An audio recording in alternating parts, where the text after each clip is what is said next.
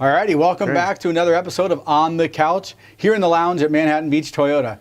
I'm Brad Jacobson, and behind the camera is my friend JP, and today we've gone mayoral. We have the mayor of Redondo Beach here, Bill Brand. Bill, thank you for being on our couch today. Oh, my pleasure, my honor. All right. Bill and I go back a little bit. Obviously, I've been a photographer in the South Bay for a while. I've done a lot of different shoots with Bill. But one of my most favorite shoots was an article the Easy Reader was doing, and we were doing it with a bullseye on him. And if you guys know Bill Brand, he's probably one of the people in the South that has the biggest bullseye on him. Yeah. How does it feel to walk around with a bullseye? I don't think about it that much. Yeah, I did get a chuckle when the one of the developers for the Galleria said the other night he felt like he had a bullseye on his back. It's a slap. If he has any idea what it's like. But honestly, I don't think about it that much. Yeah. It just is what it is. And whenever you're doing something, you know, you Right. you have opposition, and all of a sudden you have enemies, and it's interesting. But mostly you just keep moving, and I don't think about it. It's something about politics. You know, my brother-in-law obviously is a city council member, used to be mayor of Manhattan Beach.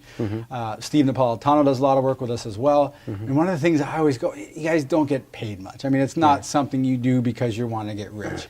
And one of the funny things is that, and I'm curious to see if this is with you as well, like if you just want to go out and have a nice, you know, dinner on the town, it's kind of difficult because people always want to walk up to you and talk about the mall or talk about expansion or AES or things like that. Do you find that happening? Do you have to get out of the town? Not often. You know, sometimes you got to dinner and it feels like it was somehow a meeting because a lot of people came up to you and wanted to talk to you about stuff. But it's okay. I really don't mind. And rarely, you know, do I feel bothered. In fact, I could probably count on one hand where I actually felt bothered. For me, it's just an opportunity to meet people and talk to people and hear what they're thinking. And so I enjoy that part of it. Well, I think the difference between Redondo really and some of the other beach cities and why it gets so much attention is because there's a lot going on. We want to redevelop our waterfront. We're the only small harbor really within 12 miles. And we're looking at redeveloping. There's a huge redevelopment opportunity. Plus, the AES power plant's retiring. It's 50 acres on the coast. And you have the power line corridor going out all the way to the 405 freeway, which can be decommissioned. Then you've got the Galleria Mall has to be redeveloped. So there's a lot going on in Redondo Beach. And so, and it's been going on for a long time. I started getting involved 17 years ago because of the power plant issue. And so, yeah, if you're passionate about your community and you're willing to stick your neck out, then, yeah, in fact, that's what you have to do. So whether it's me or Steve Aspel or Mike Ginn or, you know, some of the other real strong activists and other elected officials, I mean, that's kind of why you get involved, because you want to see what your vision is move forward. So in your office, you have an incredible photo that I had no knowledge of, and I know a lot of people maybe watching this don't know. The photo shows, I forgot, it's an old photo, it's an old black and white, and it shows that there used to be a salt lake back behind that's the power plant, is that correct? Right.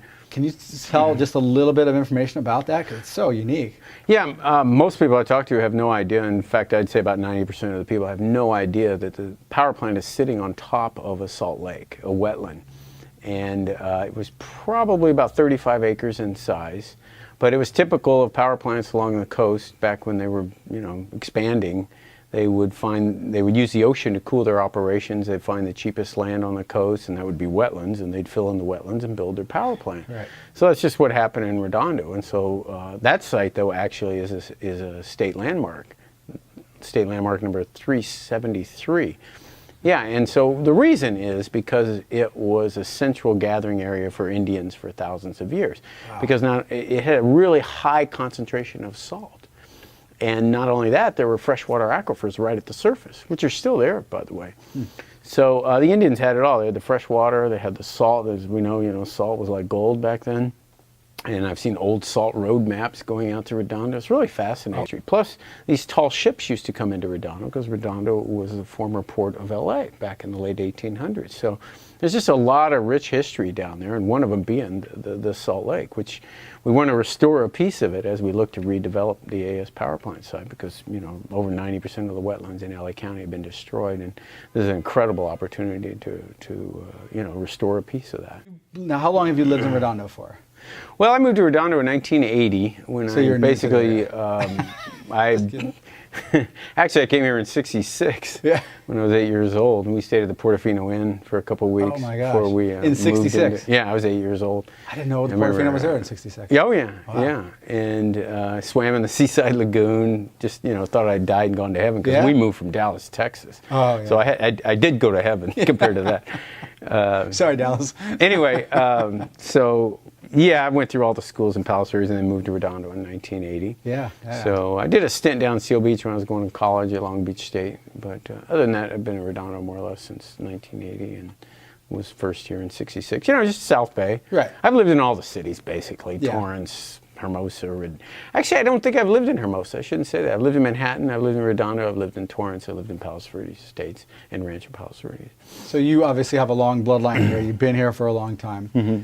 What is one thing that growing up you loved, and it could be in Redondo or Hermosa or Manhattan, that no longer exists? I guess, kind of the funk of Hermosa Beach. a The good one. Bijou Theater, Yeah. I love that. Just, you come to Hermosa, there'd be waterbed shops and, the head shops. And, it's just, Hermosa was really, just this funky place that, kind of like Venice of the South Bay. Right. And I don't mean to diss Hermosa, but it feels like it's kind of lost that now. Well, So I used to go to a lot of surf movies at the Bijou. I mean, going all the way back before Five Summer Stories. And Right. so I just have a lot of fun memories of some reason going down to the Bijou Theater and seeing, surf movies for $1 or probably even 50 cents. I saw Back to the Future there. So there's a lot of history, and I'm sorry that we lost the Bijou.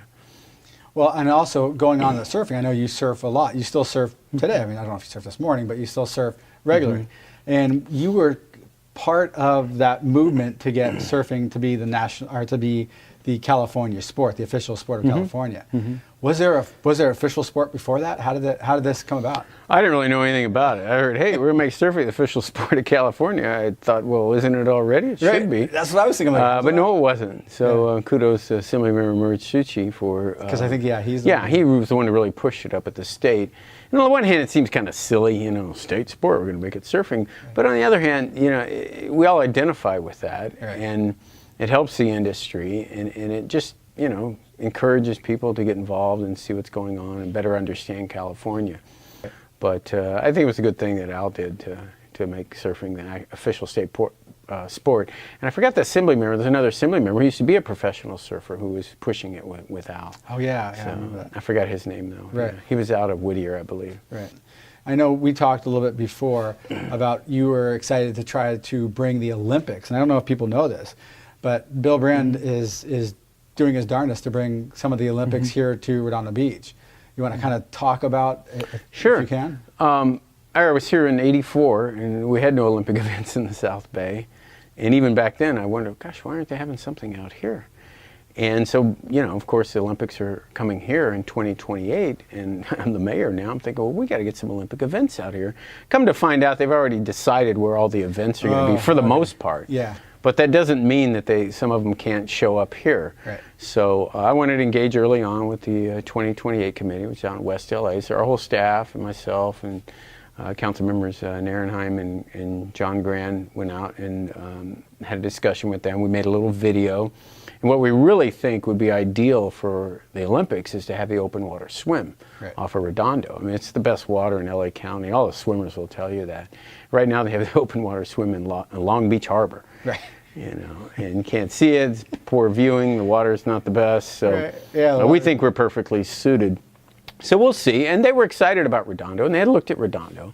So I think we're going to at least get festivities down here, some Olympic festivities, and hopefully we'll get a couple of events. So some venues are yet to be decided, not very many.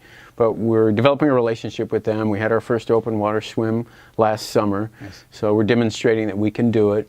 And it's all, it's 10 years away. Right. So, and we got an early start, and we're enthusiastic, and they really appreciated that. So, I mean, it would just be really great to have some Olympics here in the South Bay. So let's have some fun now. Oh, okay. I thought those were fun questions. It's a mayor thing.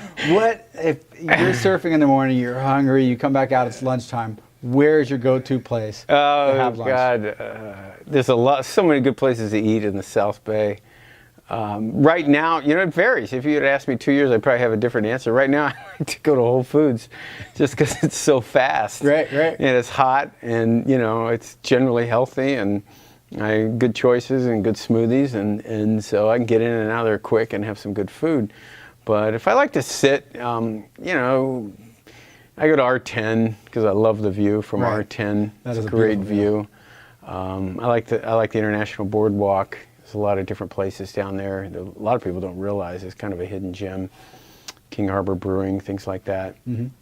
And in the village. Pet peeves. What is, you don't have to go through a bunch of them. Do you have one pet peeve? It's kind of gross, but people who don't pick up after their dog. Yeah, that's really, a good one. We haven't had that one yet. That's good. Man, then you got to go tell them, hey, go pick up your dog's mess. Right. What are you doing? And then they, oh yeah, I was going to do that, or I forgot my plastic bag. But if you go out to walk your dog, you know what's going to happen, so you should be prepared. So that's no excuse. Yeah. And and that discourages others who don't have dogs from even allowing dogs, and so just a few really kind of spoil it for the others. Just littering, things like that. Smoking in a way that irritates people next to you. Sure. Yeah, those little things. Absolutely. Yeah. Hidden gems in Redondo Beach. What is a great hidden gem? I'll say down at the Topaz Jetty on the beach is really nice. That is nice. Not much of a crowd until this thing goes viral and everyone goes to Topaz. Yeah, right. Everybody's going to Topaz. And they're going to blame it on me. Yeah, you had to tell. Yeah. And then out on Artesia Boulevard, there's some great restaurants along Artesia Boulevard that I really, really enjoy. And when you just kind of look around, because you just tend to just drive down Artesia Boulevard, right? Well, going to the freeway, going to wherever. You don't really stop. But you stop and you look around Artesia Boulevard. There's some great restaurants there. Have you driven PCH, let's say from here going south, at or maybe you're getting ready to right now because it's getting close to it, at about 5 o'clock? Have you done that lately? For like 40 years. I've worked at American Airlines for 39 years. That's 40 years. I noticed that. Yeah. I know obviously there's shortcuts around there, but when I go south, if I get stuck on PCH because I'm forgetful or whatever, I'll pull my hair out. It's crazy. I try to just zone out, frankly. Turn on the radio. Podcast or something. Just zone out, because it is what it is. And I don't mind traffic if I was expecting it and I'm prepared for it. Right. And you get on PCH here at 5 o'clock, 4 o'clock, you know what? There's no reason to get upset because you know it's not going to be fun. Right. Getting in the car is kind of an opportunity for me to just have some quiet time, believe it or not, fight traffic. You might like to hit traffic then. I don't really like to. Well, it's not moving, right? It's more like sitting in a parking lot. Yeah. I think the 405. You just find a way to zone out. Just try not to get excited. Somebody needs in, I just slow down and let them in because we're not going anywhere anyway. So. Right. Before we end here, I have back to a political question. What do you think is going to happen with the power plant? Well, I think somebody's going to buy it. And then they're going to work with the community, and they're going to redevelop it. And just tear it down and it's going to be demolished. And that would take a long time, right? Because it was a power plant. You've got to go probably 3 years. Oh, that's it? Yeah. Okay. Yeah, I'd say 3 to 4 years. It depends on who does it and how big a hurry they're in and what phase operation it happens. It'll probably happen in phases. I don't think somebody's going to go in there and change the entire foot, especially with the mural behind you I'm staring at. It's going to change the whole footprint of this North Redondo Beach area because it's such a huge area. There's so much that can be done there. It's going to transform the South Bay, basically, what happens there. And of course, I've been pushing for a park for 17 years now, ever since I learned what it used to be and what it should be and what it could be, and seeing these types of things happen up and down the coast. So, most likely the AS will be a public-private partnership where you focus on park space and what the public wants. It's an incredible opportunity. It's 50 acres. Yeah. A lot of people don't realize how big it is. It's a big site. Do you know what that would be? Well, go down to the power plant and look at it from the top of the road. You can see it. It's almost 3/4 I'll tell you of the where harbor. it is. This is 50 acres right here. It comes all the way over here, right, and goes along here and then comes out like this. So this kind of rectangle shape along here is 50 acres. But you really have to be there and look at it to really appreciate how big of a piece of land it is. I mean, when I show this to the state officials up in Sacramento, they're astounded that this is coming available. They really didn't know it, like the people at the Wildlife Conservation Board or the Coastal Conservancy. They're just astounded that this is actually coming down, and it's a blank slate, really. 50 acres on the coast in Southern California. It's just unheard of. Yeah. Especially in the LA area. Well, Bill, I appreciate you coming out. Thank you for your sure. time. Thanks, it's always man. nice to have another mayor on the show. So stay tuned to all our social media channels here with Civic Couch for more episodes of On the Couch. Thank you very much.